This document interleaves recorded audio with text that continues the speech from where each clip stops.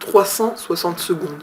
C'est le temps qu'il nous faut pour zapper ou zoomer sur les faits d'actualité ou polémique de Yu-Gi-Oh! Nous commençons ce soir ce nouveau concept avec une première discussion sur les prémonitions de la future banlist, sujet lancé sur le groupe Yu-Gi-Oh! Discussion France. Après, bien sûr, sélection des meilleurs commentaires. Plumeau de retour. Selon moi, Plumeau d'Amarpi est une carte qui peut très bien revenir dans le sens où elle ne va pas déséquilibrer le jeu puisqu'elle va remplir les mêmes objectifs qu'une carte déjà existante, telle que Twin Twister. Et en plus de cela, elle sera bientôt tutorisable grâce à de nouvelles sorties. Donc, bien sûr, un retour d'ici fin 2016 est trop prématuré, mais on peut, je pense, véritablement le voir pour 2017. Sangan A1. Sangan A1 est un retour pas forcément vital en termes de jeu, mais un retour plausible dans le sens où il a subi un errata au Japon. Il ne suffit alors qu'une simple réédition en TCG, et alors nous aurons une version de Sangan non abusive. Solemn Strike A1. Solemn Strike, c'est comme, on va dire, une version 2.0 d'avertissement divin. C'est la version actuelle, la version la plus forte. Et ça fait déjà, mine de rien, un petit moment qu'elle traîne de par chez nous, donc il serait peut-être temps qu'elle tire sa révérence. Pas de manière définitive, mais qu'elle se prenne déjà un petit coup sur la tête par la banlist. Terror Top A1. Alors Terror Top, c'est Tour Guide 2.0.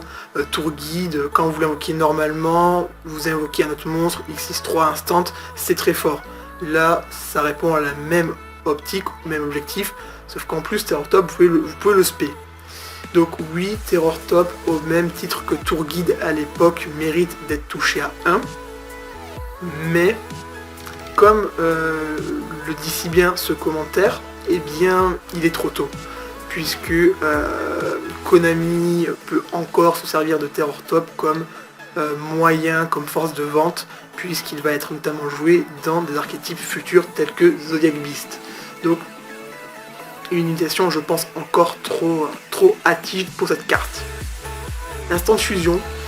Instant fusion probablement pour essayer de ralentir les decks qui jouent Bam, Shark, Tritode.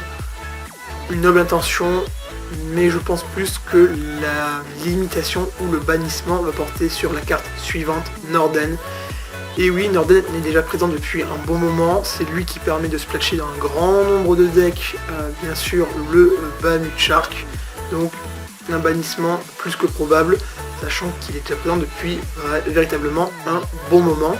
Et ce bannissement est d'autant plus renforcé par le commentaire suivant, qui lui aussi donne un peu son avis, et confirme également qu'il souhaiterait en termes de jeu voir Norden banni, mais également Dante Burning Abyss, parce que c'est vrai que ce deck, malgré le fait qu'il ait été déjà touché par la banlist, eh bien, continue finalement à faire parler de lui, et surtout à gagner des tournois.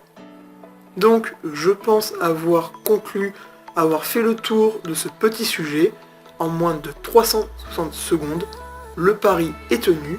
J'espère que vous avez quand même apprécié cette vidéo pour voir un petit peu ce qui se dit sur ce sujet polémique. Sur ce, je vous souhaite à tous de passer d'excellentes journées d'ici la prochaine vidéo. Allez, bye les gens.